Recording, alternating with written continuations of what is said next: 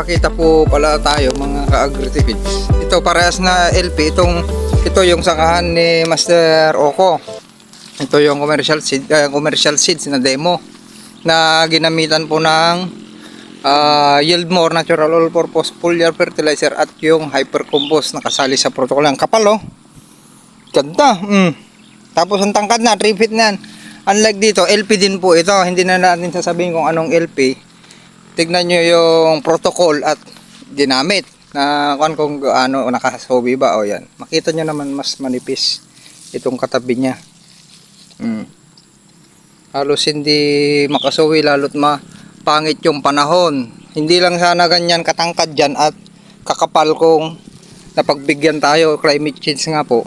Pero halos hindi indahin ng palay sa protocol. Nagsowi pa rin. Ang daming sowi.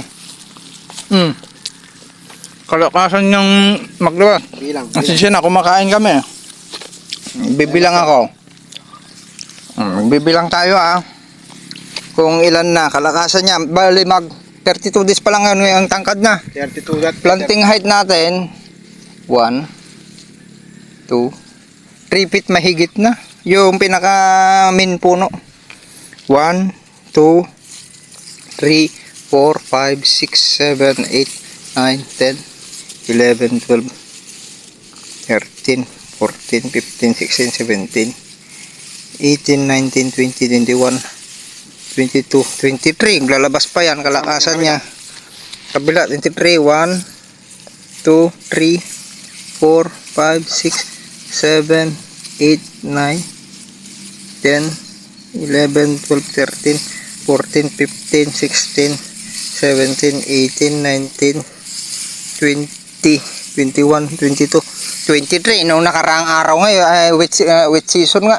Yung 281, ang average lang nun 18. Mahigit na. Yung planting distance natin, ganun lang po yan. Competition niya kasi malalaki yung palay ni Sir Ernesto at mahaba. Nang uhay maraming bilang at lumaki yung butil noon. Mabilis man puno yung sako. Tignan nyo 25. 25 po yan. Ganyan. 20 yung kamay ko. 25. Yung naitanim. Pero may nakita ako 20 din. Kaya pag in-average natin to, papasok din sa 20 by 25 ni Master Oko. Tignan nyo 12 days. 12 days? 12 days sana nauna. Ibig sabihin, 32. Mahigit na to. Malapit na mag 50 days. Natin. Okay, kita nyo yung diferensya. Yan, pagit na tayo konti para makita nyo yung banner ng Pro Agri-Seed. Ayan ay na-actual natin sa inyo. Hindi tayo nagkukwentuhang barbero sa protocol ni Master Ernesto. Sabi nga niya sa interview, kung puntahan nyo, kung gusto nyo makita, puntahan nyo dito. Sa anong location dito, sir? Calao, Alicia, para makita nyo rin kung paano umani yung gamit niyang protocol. Okay po, maraming salamat. Nyo po yung old practice ng farming versus yung upgraded. Ito, yung sinasabi nating upgraded, yung protocol ni Sir Ernesto na, masikog na yung sinasabing masikog sa Ilocano, buntis na. Pero tignan nyo yung planting height versus sa 32 days na una ng 12 days. Kaya nakikita nyo na yung old practice ng farmers practice noon versus sa mga baguhan ngayon, yung mga updated na nag-update sa internet, ganyan, mga social media. Iba po talaga yung ani at aral po ng mga updated at naghahanap ng iba-ibang technology. Okay, at least mayroon tayong naipakita dito na diferensya. Long pin din po ito, hindi na lang natin papangalanan. Malakas umani na long pin din po yan. Lahat naman ng long pin. Okay, anong ganda. Walang damo, master Ang linis, walang damo. Ayan, punta niya, tanungin nyo lang kay Sir Ernesto yung protocol niya. Yung Yieldmore natin, banner, ikakabit pa daw dyan.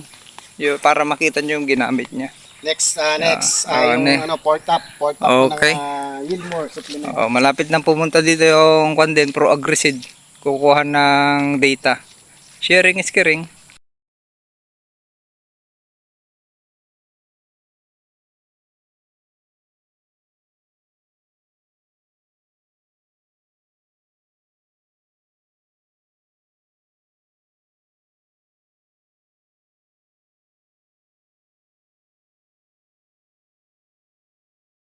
Yan si Sir Felix. Dito po tayo sa Barangay Diamantina. May hatid po tayo dito kay Sir Felix. Yan.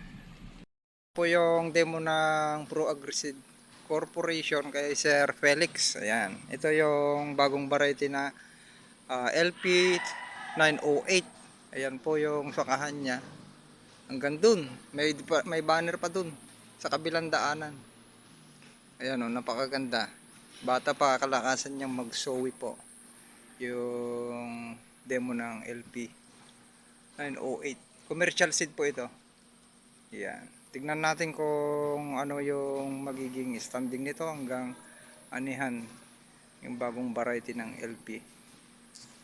LP 908 ng Pro Agriseed Corporation.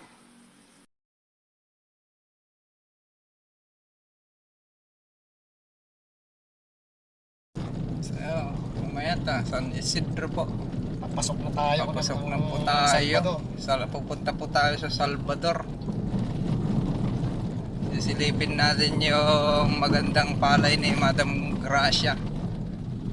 Gracia Dinggil. Gracia Dinggil. Kasi wala na siyang time para pumunta ng Pinas. Hindi maiwanan yung negosyo sa CSG. Yan, cut muna po natin. Shortcut po kami galing Alicia, San Isidro, Salvador, Santiago. Andun na pala yung school. Katatingarad, left. Pupuntahan namin yung location nung naka 300 kaban noong SL8H. Noon yun, last dry season. Ngayon ay baka sakaling kakayanin nung matandang na itanim. Ibang experiment naman ha, na matandang na itanim. Lapit na tayo kay Master Grace Dinggil. Lapit na kay Master Grace Dinggil. Palagi po si Juan dito, Master Ernesto Uko, yung Facebook account niya po. Oco Martin. Hindi ka raw mahanapan eh. Wala namang Ernesto. Uko po, Uko palayaw niya talaga. Si artista. Ayan. Ay mo, dito na pala nga. Paspas Dito na. Oo, bilis ah. Kaysa yung dati. Ayan na po yung school, yung restaurant nila. Ito yung doon banda yun. Inanihan ng Yung 2096 niya ito. yung 2096. Ang ganda. Bumubulas pa lang.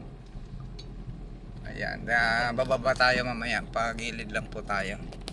Punta po tayo sa Diretso maluwang na sakahan ni sulitin Ma'am Madam Grace sa SL39 noon sa may Pispan. Guys, Puntahan namin yung yung location ng SL39 it's noon. Malalaking butil sa may Pispan.